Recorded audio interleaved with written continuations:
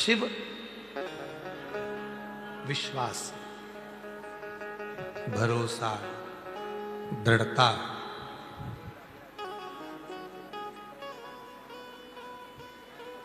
केवल कथा सुनना नहीं है। कथा सुनना है तो बहुत सारे वक्ता हैं जो कथा कहते हैं, आप सुनते हो, यहां से सुनी यहां से निकाल दी, बची कुची थी तो कपड़े से झटका।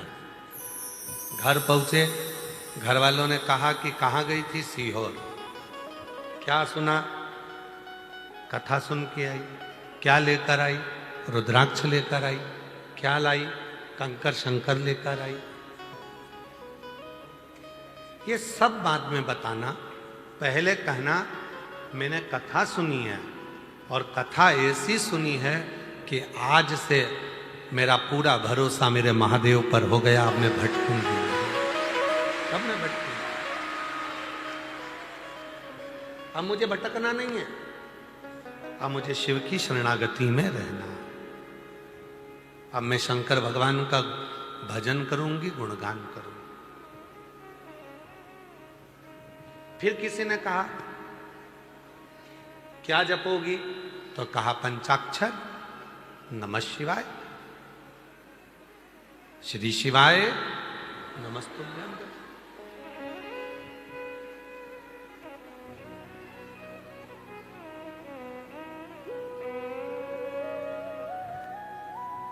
एक होता है ओम नमः शिवाय।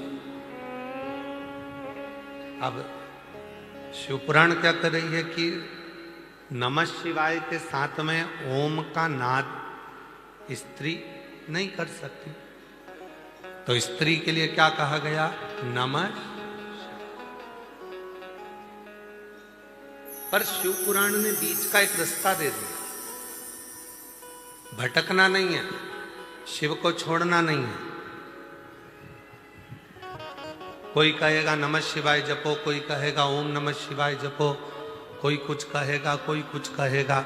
शिव पुराण ने कह दिया कि तुम स्त्री हो, पुरुष हो, बच्चे हो, बूढ़े हो, बुजुर्ग हो, कैसे भी हो, उच्चारण करो श्री शिवाय नमस्ते। इसमें कोई दोष नहीं। इसमें यह विचार नहीं करना पड़ेगा कि हमने क्या जपा क्या ना जपा। कभी मौका लगे तो अपनी जिंदगी में जप कर देखिए, क्या देता है श्री शिवाय नमस्तुभ्यं। श्री का मतलब होता है लक्ष्मी, श्री का मतलब होता है राधा, श्री का मतलब होता है सीता, श्री का मतलब होता है वैभव, श्री का मतलब होता है पार्वती, श्री का मतलब होता है सरस्वती, श्री का मतलब होता है श्री विद्या, श्री का मतलब होता है त्रिपुरा सुंदरी, श्री का मतलब होता है ललिता, श्री का मतलब होता है बगलामुखी, श्री का मतलब होता है कमला, श्री का मतलब होता है धूमावती, श्री का मतलब होता है जो साक्षात जगत को भंडार देने वाली जो अन्नपूर्णा है, वो श्री है। और जब हम श्री शिवाय नमस्तुभ्यं बोलते हैं तो संसार की कुल देवी, सारी देवी, जितनी शक्तियां हैं, सबको नमन करते हुए शंकर का नाम लेकर प्रणाम करते हैं, तो हमारे अंदर एक ऊर्जा है। वैभव की प्राप्ति, धन की प्राप्ति होती है, संपदा की प्राप्ति होती है, वैभव की प्राप्ति। श्री शिवाय नमस्तुभ्यं, श्री शिवाय नमस्तुभ्यं, श्री शिवाय नमस्तुभ्यं, श्री शिवाय नमस्तुभ्यं, श्री शिवाय नमस्तुभ्यं, श्री शिवाय नमस्तुभ्यं।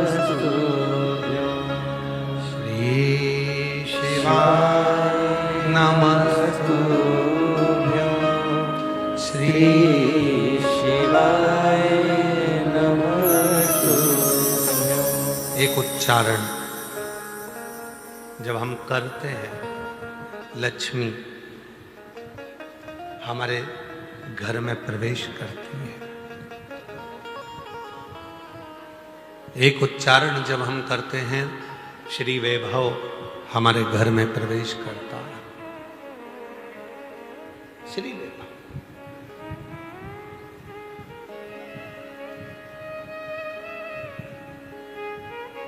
केवल कथा नहीं सुन के आई, शिव पर भरोसा कर कर आई,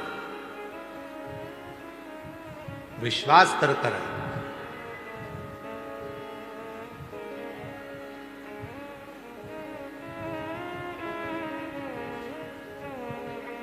आज सवेरे एक माता जी कह रही थी, गुरुजी हम एक प्रवचन सुन रहे थे, उस प्रवचन में महाराज जी कह रहे थे कि अपने को खाने से पहले पति को खिलाना चाहिए।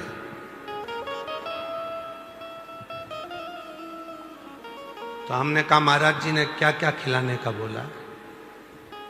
तो कहा भोजन अपन करो, उससे पहले पति को कराओ। तो हमने कहा ये तो सत्य है, उसमें क्या दिक्कत, उसमें क्या तकलीफ?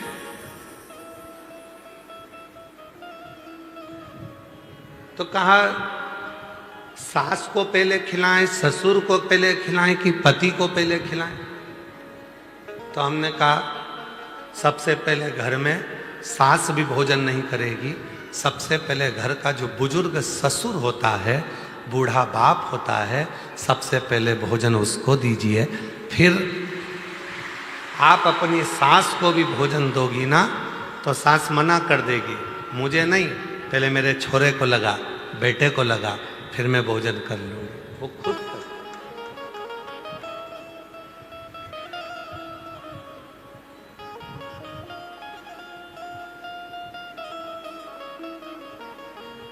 फिर उनको दीजिए और दिल से सारी चिंता को मुक्त होकर, पहले भी कहा आज फिर कहते हैं, शिव महापुराण की कथा पंडाल में सुनने के लिए उस दिन जाना जिस दिन तुम्हारे अंदर शंकर जी के प्रति विश्वास हो जाए। विश्वास तो जाओ, वरना मत जाओ। टाइम बर्बाद तो बिल्कुल मत करो।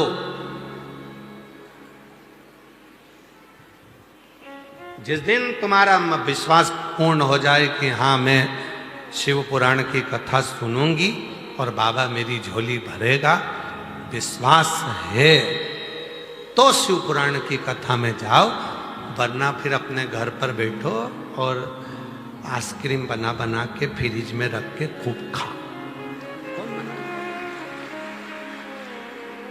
टाइम बर्बाद मत करो। सब जा रहे हैं तो हम भी जाएंगे, नहीं नहीं नहीं, बिल्कुल मत आओ। विश्वास है मैं जाऊंगी, एक लोटा जल कंकर शंकर की भूमि पर चढ़ाऊंगी, 5 कंकर बीन कर मैं पूजन करूंगी, शिव जी को नमन करूंगी, 108 बार श्री शिवाय नमस्तुभ्यम बोलूंगी और 5 दिन की शिव पुराण की कथा सुनकर आऊंगी। मेरा बाबा जो मैं मांगूंगी वो मुझे देगा। तब समझो कि बाबा ने कृपा करना प्रारंभ कर दिया। क्यों समय बर्बाद करना?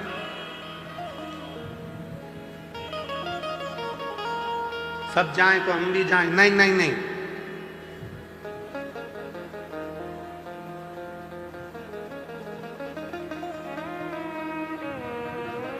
लाखों की संख्या में आप लोग पहुंचते हो, टेंशन हमको हो जाता है।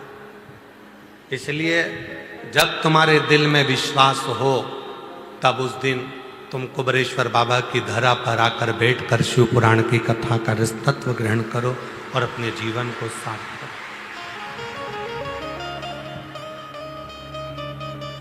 श्री शिवाय नमस्तुभ्यं,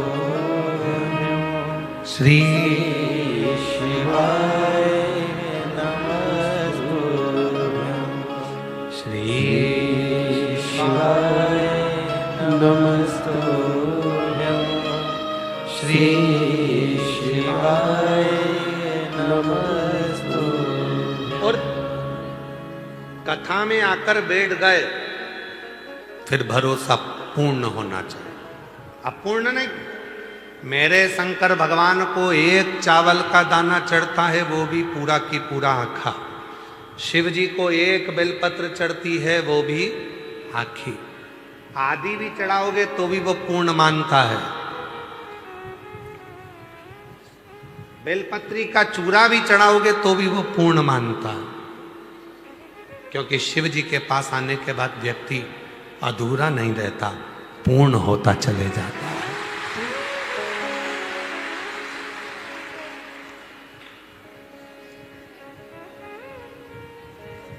शंकर जी का दर्शन करा है आप लोगों ने? अरे बोलो तो, कभी फोटो देखा है शिव जी का? शिव जी के मस्तक पर पूर्ण चंद्रमा है कि आधा अधूरा चंद्रमा है? द्विज का चंद्रमा, दूज का चंद्रमा, द्विज का। और वो दूज का चंद्रमा एकदम जो दुर्बल है, पतला है, शरीर में रोग हो गया था, चंद्रदेव को ससुर ने श्राप दे दिया था कि तुझे काया का रोग हो जाए। पूरा दुर्बल हो गए चंद्रदेव, पूरा शरीर एकदम बेकार हो गया, एकदम दुर्बल से हो गए। तब शिव की शरण में गए और भगवान शंकर ने उनको अपने मस्तक पर रखा, कहा मैं तो अधूरा हूं, मैं अधूरा हूं। शिव जी कहते हैं तू अधूरा है, पर जब मेरे से आकर लग गया और मेरे करीब में आ गया तो तू अधूरा नहीं रह सकता, तू पूर्ण होकर पूर्ण।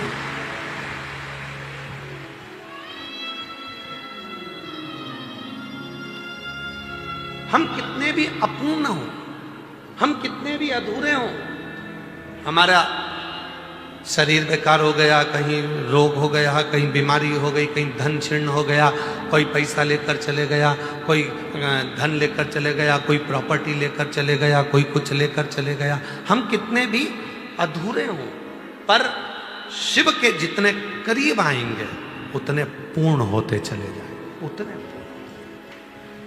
शिव अधूरा नहीं रखता, मेरा बाबा आपको अधूरा नहीं रखेगा, वो पूर्ण करता।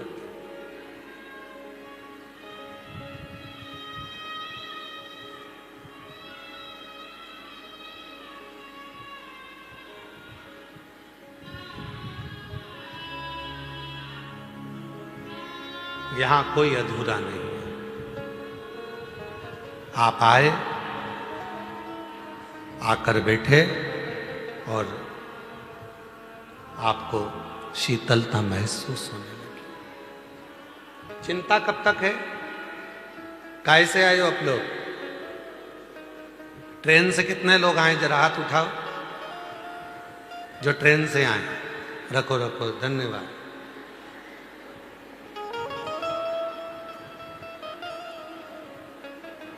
हमारे सीहोर के रेल विभाग को, मध्य प्रदेश के रेल विभाग को हम बहुत बहुत साधुवाद देते हैं, जिन्होंने गुरु पूर्णिमा के इस अवसर पर 24 तारीख से लेकर 30 तारीख तक, जिस दिन आप अपने घर जाओगे उस दिन तक रेल विभाग ने, रेल मंत्रालय ने 10 ट्रेनों के स्टॉपेज और सीहोर में कर दी।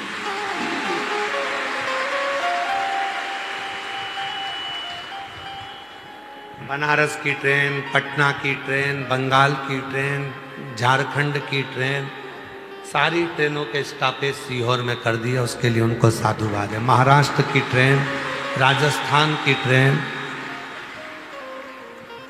सारी ट्रेनों के स्टॉपेज सीहोर में कर दिए 30 तारीख तक, जब तक भक्त अपने घर जाए।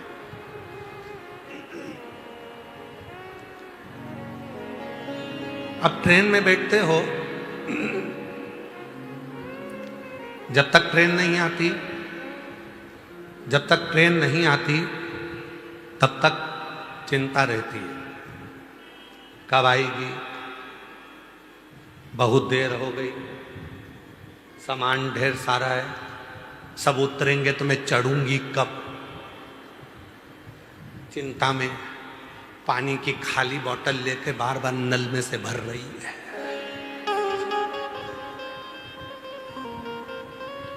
चिंता में, टेंशन है। जैसी ट्रेन की आवाज सुनती है वैसी खड़ी हो जाती है। आ गई, आ गई, आई, निकल गई, अपनी नहीं थी, फिर इंतजार कर रही है। चिंता लगी है, सामान है, बच्चे हैं, सब सामान को संभालना है, बच्चे भी हैं। और मान लो ट्रेन नहीं आई तब तक चिंता थी, पानी भर लिया, बच्चों को संभाल लिया, अटैची रख ली, सब कुछ करा, और टेंशन टेंशन, कहाँ रखूंगी, जगह मिलेगी कि नहीं मिलेगी, सीट मिलेगी कि नहीं मिलेगी, क्या करूंगी। और ट्रेन आई और ट्रेन में तुम जाकर अंदर बैठ गए, सामान रख लिया, उसके बाद टेंशन है क्या? जम के बोलो जरा। अब तो अपनी सीट संभाल के, खिड़की पे हाथ रख के, केला छील के, और छोरा छोरी को भी मूंगफली दे दी, खा। अब अपने को क्या टेंशन है क्या? जम के बोलो जरा। नहीं, टेंशन कब तक था? जब तक ट्रेन में नहीं बैठी तब तक टेंशन था, सामान ज्यादा है, बैठूंगी कहाँ, सीट कैसे मिलेगी, बच्चे साथ में, क्या करूं, पानी की बोतल भी भरी, खाने का भी रखा। कब तक चिंता थी? जब तक ट्रेन में नहीं बैठी थी। और जैसे ही ट्रेन में बैठ गई सारी चिंता मिट गई, अब टेंशन में नहीं है, अब तो पांव पसार के मोबाइल चला रही है, एकदम फ्री हो गए, टेंशन फ्री, एकदम चिंता फ्री। कब तक चिंता थी? जब तक ट्रेन में नहीं बैठी थी तब तक चिंता थी। उसी तरह शिव पुराण की कथा कहती है, संसार के मनुष्य टेंशन में तब तक हैं जब तक वो शिव पुराण की कथा में नहीं बैठे। जो बैठ गए चिंता समाप्त हो, चिंता समाप्त, टेंशन समाप्त। शिव पुराण की कथा में अगर एक बार आकर बैठ गए, उसके बाद तो चिंता करने की ही जरूरत नहीं है। फिर तो भोलेनाथ जहां लेकर जाएंगे वहां चले जाएंगे। एक बार बैठ जाओ बस, शिव महापुराण की कथा में एक बार मन लगा लो बस, एक बार अपना चित्त लगा लो बस, एक बार अपने मन को शंकर से जोड़ लो। उसके बाद में जो चिंता थी वो समाप्त हो गई, टेंशन थी समाप्त हो गई। फिर तो अपन अपनी मस्ती में जिंदगी जी, फिर टेंशन नहीं। अब लोग कहें क्यों, अभी इतने दिन से चिंता में दिख रही थी, टेंशन में दिख रही थी, अब तुझे टेंशन नहीं? नहीं, मैं सियोर होके आ गई, कथा सुन के आ गई, मतलब ट्रेन में बैठ गई, अब बैठ गई, इसके बाद चिंता नहीं है। अब तो जो करेगा मेरा कुबेरेश्वर महादेव करेगा, मेरा भोले बाबा, मेरा महाकाल राजा वो। अब मुझे नहीं पता, अब मुझे टेंशन नहीं, अब मुझे चिंता नहीं।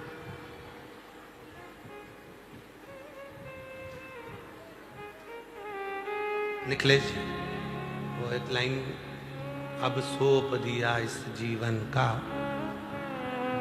अब सौंप दिया इस जीवन का, सब भार तुम्हारे हाथों में।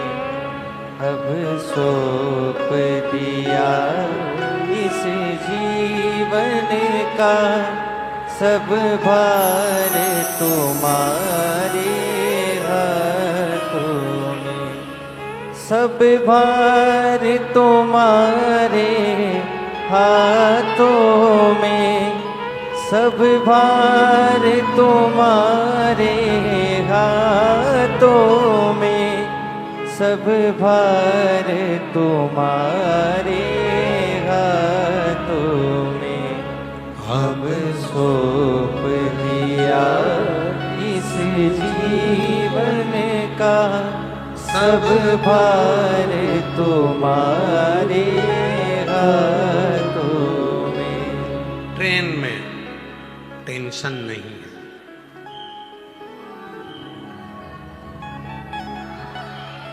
ट्रेन में टेंशन नहीं है।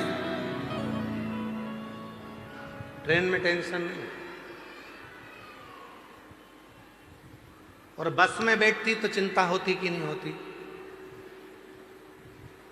मई बाजू में ड्राइवर के पीछे बैठी है और 25 बार बोल रही है, ए दादा धीरे चला ना, डच के लग रहा है।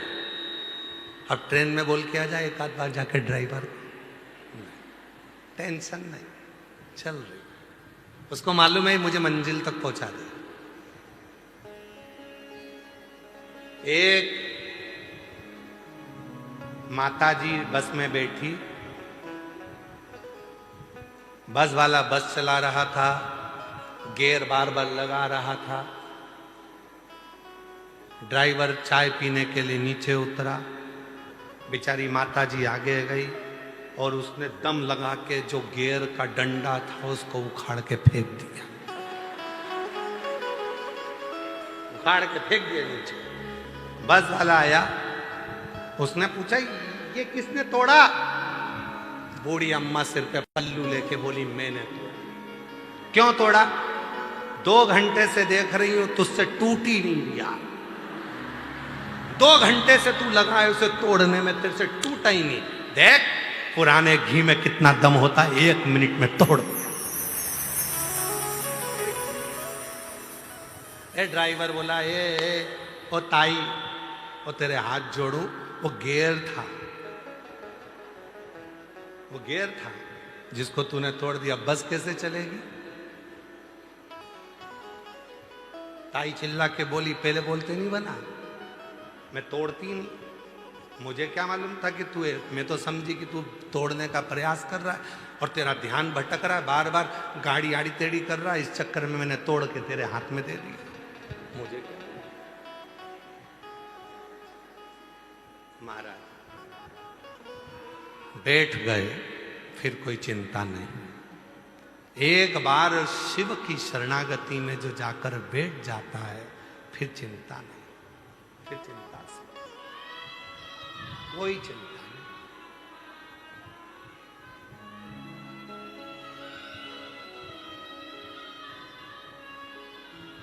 बैठो।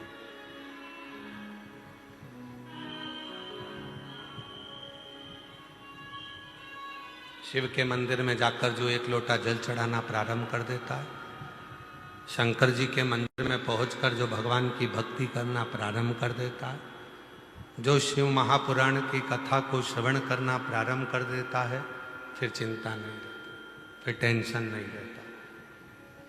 छोड़ दिया उसको। शिव के नाम का मात्र उच्चारण ही हमें साधना, हमें व्रत, हमें उपासना करना सिखा देता। देवराज नाम का ब्राह्मण चोरी का धन लेकर शंकर जी के मंदिर में गया था। मन नहीं लगा था उसका कथा में, फिर भी कथा कानों में चली गई थी। कथा कानों में गई और जाने के बाद में वो देवराज नाम का ब्राह्मण चोरी के धन को लपेट कर वापिस जाने लगा। बेलपत्री के वृक्ष के नीचे बैठकर विचार करने लगा कि ये वही बेलपत्री का वृक्ष है जिसकी चर्चा मैंने अंदर सुनी थी। ये वही बेलपत्र का वृक्ष है जिसकी चर्चा मैंने अंदर सुनी थी। सुना था इस बेलपत्री के वृक्ष के बारे में कि ये बेलपत्री के वृक्ष के नीचे जो बैठता है उसको अश्वमेध यज्ञ का फल प्राप्त हो जाता है। जो बेलपत्री के वृक्ष के नीचे की मिट्टी को अपने मस्तक पर लगा लेता है उसे हरिचंदन का फल प्राप्त हो जाता है। जो बेलपत्र के वृक्ष के नीचे दीप प्रज्वलित कर देता है वो कभी कंगाल नहीं होता है। ये बेलपत्री के वृक्ष की महत्वता मैंने सुनी थी। ये वही बेलपत्र का वृक्ष, ये वही वृक्ष। इस वृक्ष के नीचे बैठकर यदि मेरे प्राण चले भी जाएं तो मैं शिव की शरणागति ग्रहण कर लूं, शिव की शरणागति।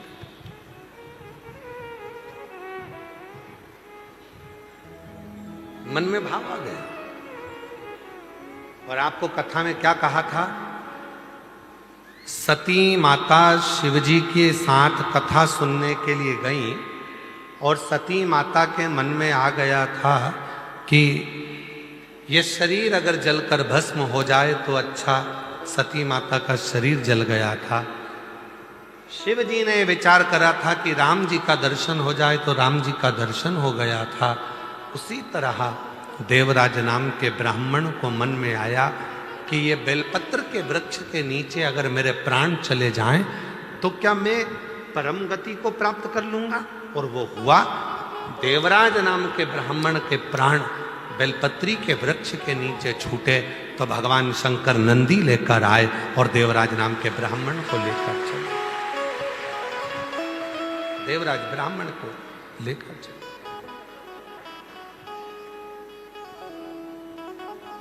और जो जैसी भावना लाया वो वैसा ही फल पाया।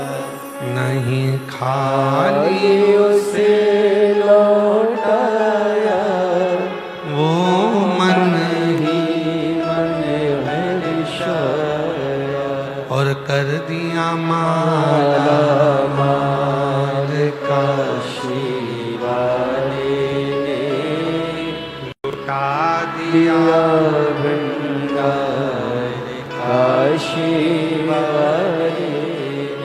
ओ लुटा दिया भंडार काशी वाले ने।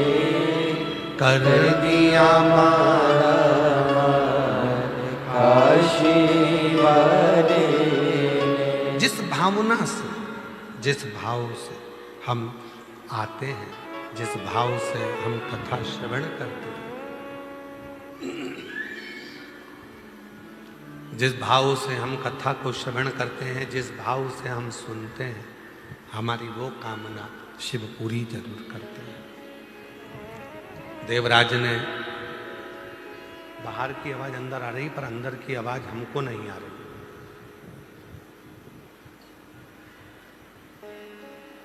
देवराज ने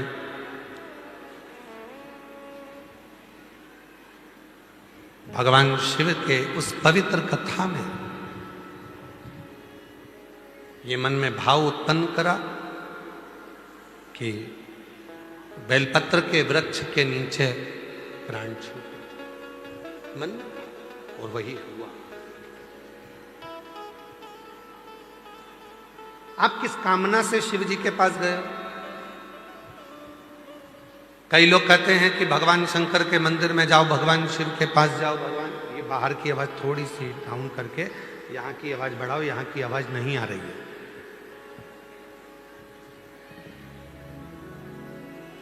आप किस कामना से भगवान शिव के मंदिर गए हो, भगवान शंकर के मंदिर गए हो? शिव पुराण की कथा कहती है, भगवान शंकर का चरित्र कहता है कि शिव के मंदिर में जाकर भगवान शंकर को कुछ कहने की जरूरत ही नहीं पड़ती है। बस आप जो लोटा भरकर जल लेकर गए हो अपने घर से, वो जल जब आपने देव अधिदेव महादेव को समर्पित करा है, वो जल चढ़ते से ही, जल समर्पित करते से ही भगवान देव अधिदेव महादेव आपके मन की दशा को जान जाते हैं और कार्य पूर्ण करने लगते हैं। बेटा,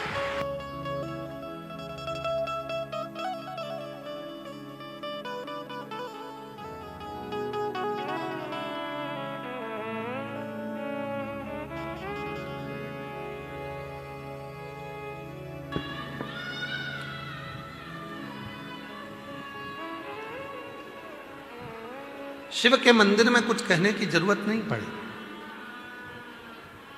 अपने घर से जब एक लोटा जल लेकर आप गए, एक लोटा जल लेकर जब महादेव के मंदिर में पहुंचे, वो एक लोटा जल नहीं है, वो आपने घर की पूरी दशा को भगवान शिव से जाकर कह देता है वो जल, और हमारा धीरे धीरे धीरे धीरे करते हुए हमारा कल बदल जाता है, हमारा समय बदल जाता है। केवल वो जल नहीं है,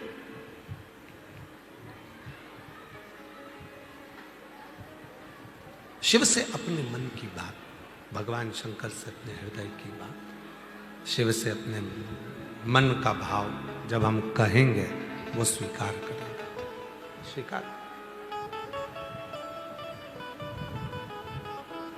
क्या तरीका है कहने का? माइक लगा के चिल्ला के कहोगे भोलेनाथ जी हम तुमसे बहुत प्रेम करते हैं?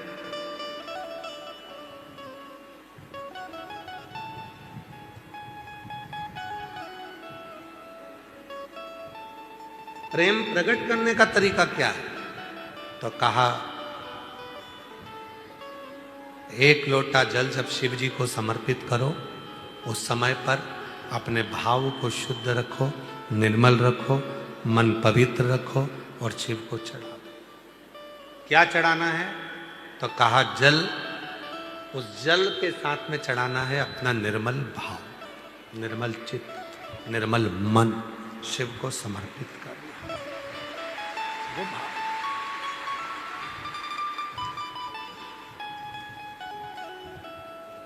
कई लोग कहते हैं गुरुजी हम बहुत टेंशन में रहते हैं, हमारा कोई भी काम बिना अटके तो होता ही नहीं है,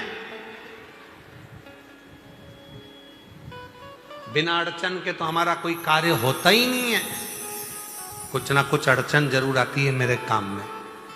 हम उनसे निवेदन करते हैं तुम अकेले ऐसे पैदा नहीं हुए हो कि तुम्हारे काम में अड़चन आती है।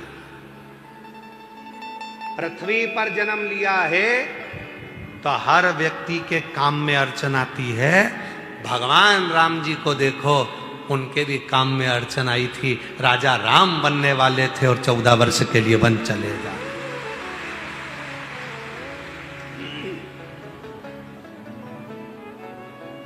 भगवान कृष्ण को देख लो, उनके भी काम में अड़चन आई, राम जी के काम में अड़चन आई।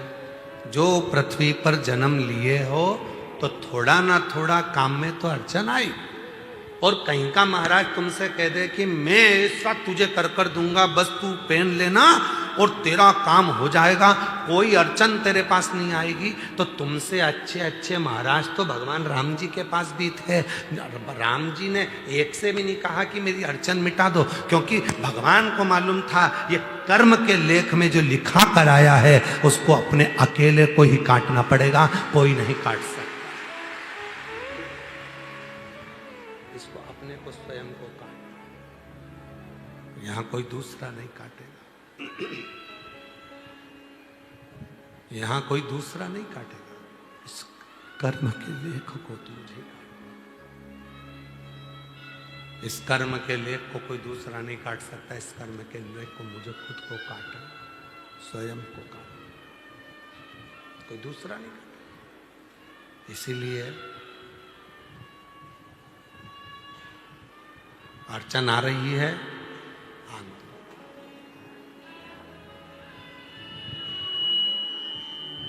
कई लोग कहते हैं उसने मेरा बुरा कर दिया, करने। कई लोग कहते हैं वो मेरे को गाली देता है, देने। कई लोग कहते हैं वो मेरा बुरा चाहता है, चाहने दो। तुम्हें तुम्हारे महादेव पर भरोसा नहीं है क्या? वो एक लाइन पहले बच्चे लोग सीढ़ियों पे बैठ के एक रील बना के कहते तुझे मुझ पे भरोसा नहीं क्या? वही ऐसा एक रील बनाई थी ना, सुनी थी तुम लोगों ने? क्यों मालेगांव वालों, सुनी थी? तुझे मुझ पे भरोसा नहीं क्या, ऐसी रील बनाई थी पहले किसी ने, तुझे मुझ पे भरोसा नहीं क्या। उसी तरह महादेव कहते हैं दुनिया तुझे गाली दे, अपशब्द कहे, ताने दे, आड़ा टेढ़ा बोले, बुरा बोले, आड़ा टेढ़ा बोले, चाहे गाली दे, चाहे अपशब्द कहे, चाहे दुनिया के लोग कितना भी तुझे आड़ा टेढ़ा कहें, तो चिंता मत करना, मुझ पर भरोसा करना, तेरा एक लोटा जल खाली नहीं जाने देगा। खाली नहीं। जैसे आपसे कहा था शिव जी के मंदिर में जल चढ़ाने जाओ तो लोटे को खाली लेकर नहीं आना चाहिए। बोला था कि नहीं बोला था? खाली लेकर नहीं आना है। शंकर जी के मंदिर में जल चढ़ाने के बाद